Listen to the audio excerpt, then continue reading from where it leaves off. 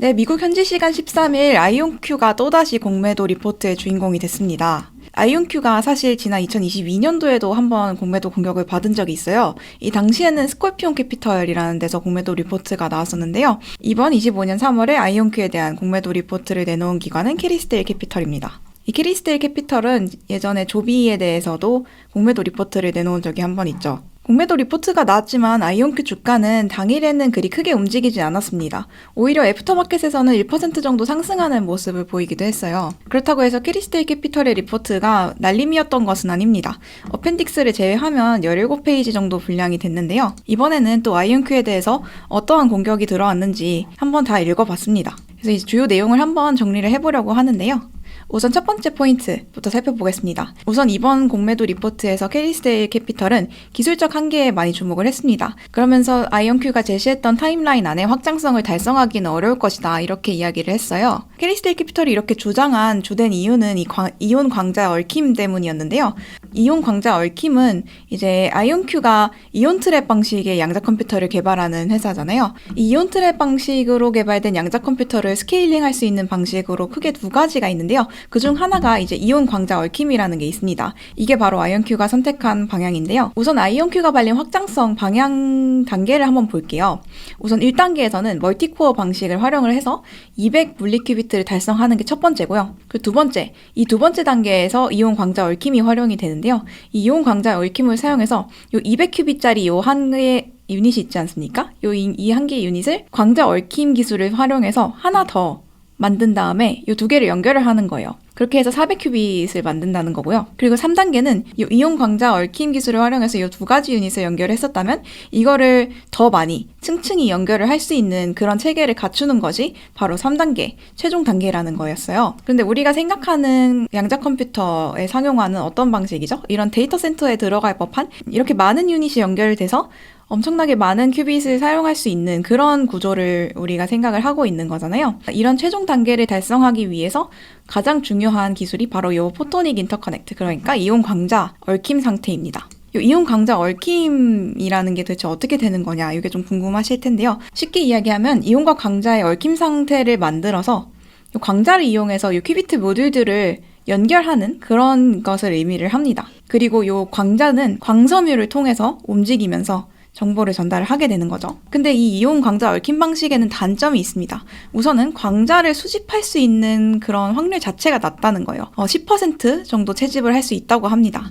근데 더 문제는 광섬유를 통해서 광자를 이제 전송을 하게 되는데요. 그 과정에서 광자가 손실될 확률이 매우 높다는 거죠. 그래서 캐리스데일 캐피털은 이온 광자 얽힘 방식에 이런 근본적인 단점이 있어서 아이온큐가 제시한 이제 확장성을 달성하는 타임라인이 있을 텐데요.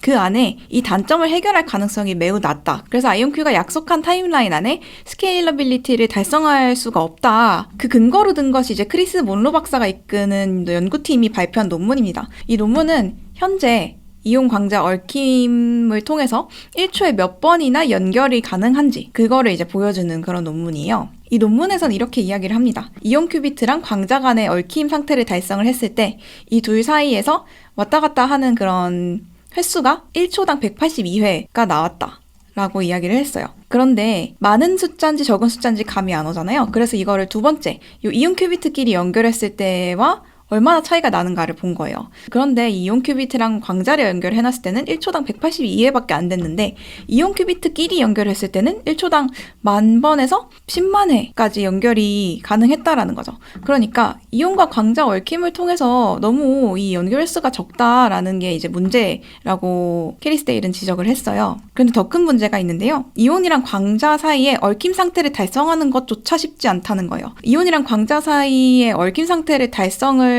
하려고 뭔가 이제 시도를 하겠죠? 그런데 이걸 시도를 할 때마다 성공할 확률이 0.0218%에 불과했다고 합니다. 그래서 이온이랑 광자를 얽힘 상태를 만들 수 있는 확률이 너무 낮으니까 이 확률을 높일 수 있는 방법을 또 연구를 했다고 해요. 그 방법을 발견하기는 했는데 그 방법을 활용을 하면 연결 횟수가 아까 182회였잖아요. 그냥 했을 때. 근데 새로운 방식을 활용을 하면은 연결 횟수가 0.63회로 줄어든다는 거죠. 이 연결 횟수를 엔탱글먼트 레이트라고 하는데요. 이 엔탱글먼트 레이트가 1초에 한 번도 되지 않는 상황이 벌어졌다라는 겁니다.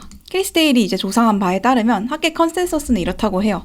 이온 광자 얽힘을 활용해서 양자 컴퓨터가 실제로 좀 사용할 수 있을 단계까지 확장성이 담보가 되기 위해서는 이 엔탱글먼트 레이트가 적어도 1kHz는 확보가 돼야 한다. 근데 K가 1000이잖아요. 그러니까 1000Hz는 확보가 돼야 한다는 건데 현재 1Hz조차 되지 않으니까 이건 적어도잖아요. 그래서 엔탱글먼트 레이트가 4에서 5제곱 정도는 향상이 되어야 한다라고 이야기를 했어요. 그런데 1도 안 되는 걸 1000만까지 올리기 위해서는 아무리 생각해도 뭐 1년 안에 달성이 될 리는 없겠죠. 1, 2년 안에 달성이 되진 않고 적어도 수년 이상이 걸리는 작업이라고 합니다. 그래서 아이온큐가 지금 보유하고 있는 자체 기술력, 적어도 이 이온 광자 얽힘에 대한 기술력으로는 기존에 제시했던 타임라인 안에 스케일러빌리티를 달성하는 것이 불가능하다라고 이야기를 해요. 그래서 아이온큐가 강구하고 있는 대안도 있습니다.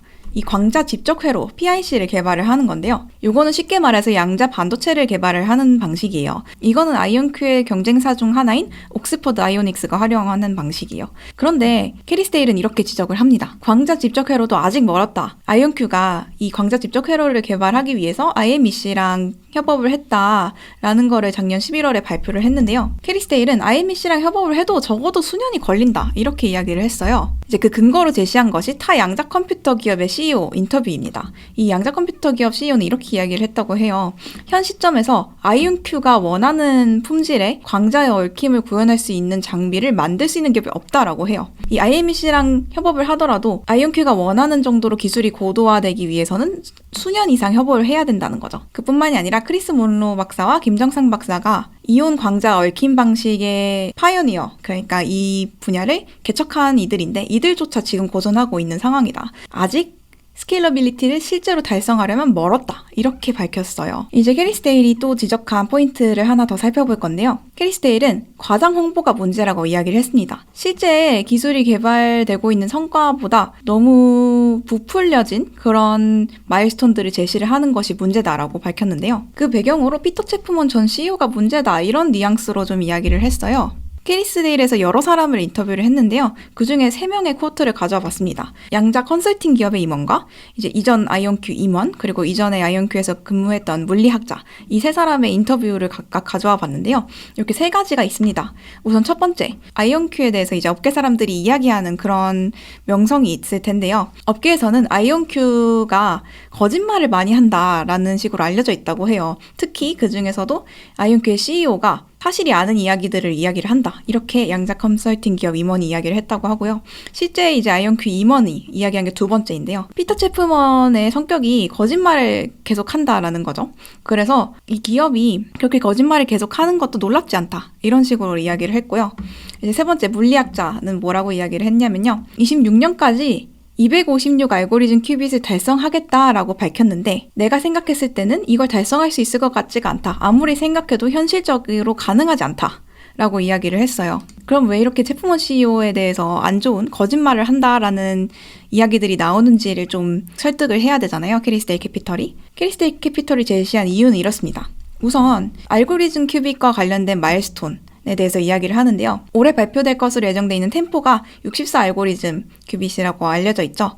그런데 이 64 알고리즘 큐빗에는 80에서 100개 사이의 물리 큐비트가 들어있다라고 이야기를 합니다. 근데 이제 주석에서 이 알고리즘 큐비트를 달성하는 데 있어서 물리 큐빗이 얼마나 필요한지 그런 걸 비율을 써놨는데요. 그 비율을 따르면 26년도 이제 256 알고리즘 큐빗을 달성하기 위해서는 이 물리 큐빗이 4,000개 이상이어야 한다는 거죠. 그리고 28년까지 1024 AQ를 달성을 하려면 물리 큐빗이 32,000개 이상이어야 한다는 것입니다. 그러면 지금 25년에 80에서 100 물리 큐빗인데요. 이 100 물리 큐빗에서 32,000 큐비트까지 3년 안에 이게 확장이 가능한 거냐라고 이제 질문을 던지는 거죠. 캐리스데일 캐피털이. 캐리스데일 캐피털은 기술력뿐만이 아니라 수익성에 대한 타임라인도 좀 의구심이 든다라고 이야기를 했어요. 캐리스데일 캐피털이 이제 문제 삼은 것은 아이온큐가 2030년까지 10억 달러에 근접한 매출을 올릴 것이라고 했던 체프먼 전 CEO의 말이었는데요. 그래서 캐리스데일 캐피털에서 실제로 이런 질문을 던졌다고 합니다. 2030년까지 매출 10억 달러 대체 달성 가능한 거냐? 이제 전 아이온큐 임원과 인터뷰에서 이런 질문을 던졌어요. 그랬는데 이런 답변이 돌아왔습니다. 절대 가능하지 않다. 왜냐면 지금 매출이 가장 많이 나는 회사가 바로 IBM이다. 근데 그 IBM조차 고전하고 있는 상황이다. 왜냐? 이미 양자 컴퓨터를 도입할 만한 얼리 어답터들은 이미 다 도입을 했다. 이들을 제외하고서는 양자를 새로 해보겠다. 이런 기업들은 그리 많지가 않다. 그 예시로 이런 거를 이야기를 해요.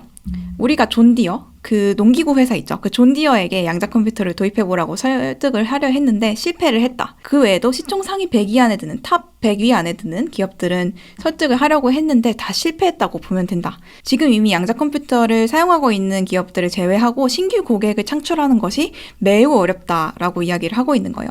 그래서 지금 양자 컴퓨터를 개발하는 모든 기업들이 다 물건을 팔아보려고 애를 쓰고 있는 상황인데 엄청난 뭔가 챗GPT급의 그런 기술 발전이 이루어지기 전까지는 고객사 풀이 늘기가 쉽지 않을 것이다. 이렇게 이야기를 합니다. 그러면서 그런데 2030년까지 10억 달러를 달성할 수 있다고? 이거는 미친 소리다. 여기 실제로 crazy라고 되어 있죠. 그래서 아이온큐의 사업 보고서를 실제로 살펴보면요. 소수 고객에 대해서 매출 의존도가 좀 높게 나타나는 게 이제 발견이 되고 있습니다. 24년도에는 고객사 두 곳이 총 매출의 77%를 차지를 했고요. 23년에는 두 곳이 58%. 22년에는 세 곳이 70%. 그러니까 요 고객사들이 다 매번 다를 확률이 몇이나 될까요? 이 고객사들이 다 다르다고 하더라도 7곳밖에 되지 않는 거잖아요. 신규 고객을 확보하는 것이 얼마나 어려운지를 보여주고 있는 거죠, 실질적으로. 그뿐만이 아닙니다.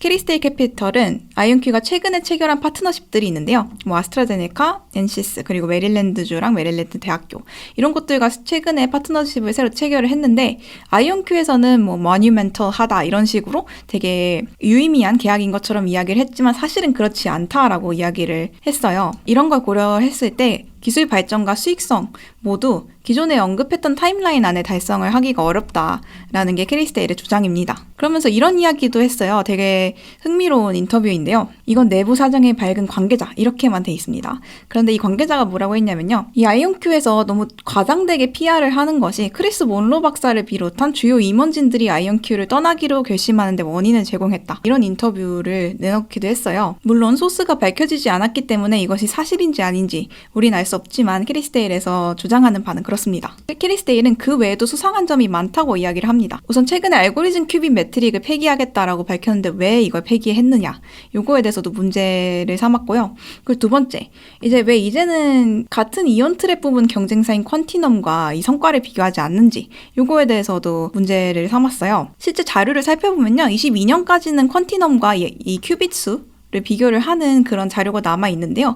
그런데 이제는 초전도 방식을 사용하는 IBM과 리게티랑만 비교를 하고 퀀티넘은 이 비교 대상에서 아예 빠져버린 것이 이상하다라고 질문을 던졌고요. 그리고 마지막으로는 올해 이제 출시되는 AQ64짜리의 템포 또 상용화가 가능하다. 그러니까 실제로 뭔가 성과를 낼 수 있는 이 템포를 사용한 실질적인 유스케이스가 가능하다라고 했는데 내가 업계 사람들 인터뷰 해보니까 이 정도 큐비 수준에서는 그냥 장난감이나 마찬가지다라고 이야기를 합니다. 캐리스테일 캐피털은 또 이렇게 이야기를 해요. 우리가 인터뷰를 해보니까 양자 컴퓨팅 기업들 너무 많다. 상장된 기업은 소수일 뿐이다. 특히 투자자들이 주목하는 아이온큐나 리게티 모두 각자 기술 스택 부문에서 업계 1위가 아니더라. 라고 이야기를 합니다. 그러면서 아이온큐에 대해서 캐리스테일 캐피털이 내놓은 결론은 이렇습니다. 아이온큐는 각종 담대한 성과들을 약속을 해왔다. 그런데 아이온큐가 개발한 양자 컴퓨터가 실제로 상용화가 가능할지는 불확실하다라는 겁니다. 그 중에서도 특히 광자와 얽힘을 통해서 확장성을 확보하는 데에는 수년이 걸릴 텐데 그때까지 아이온큐가 살아남을 수 있을지 그것도 의문이고 살아남는다 하더라도 엄청난 유증이 들어갈 것이다. 이런 식으로 이야기를 해요. 그러면서 아이온큐의 약속들은 그저 약속으로 남아있을 것이다. 이렇게 이야기를 합니다. 그러니까 실현이 불가능할 것이다. 라고 이야기를 한 거고요.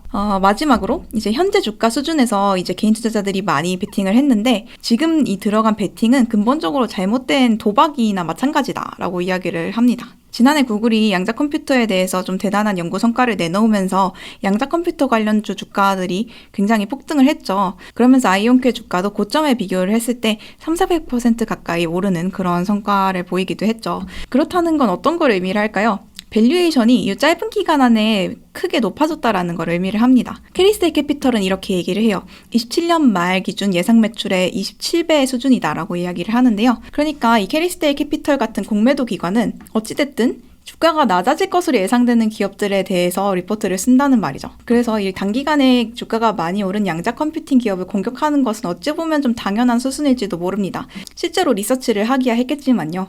어찌되었든 그런 측면에서 아이온큐가 양자 컴퓨팅 섹터에서 선택이 된 것이 아닐까라는 생각이 듭니다.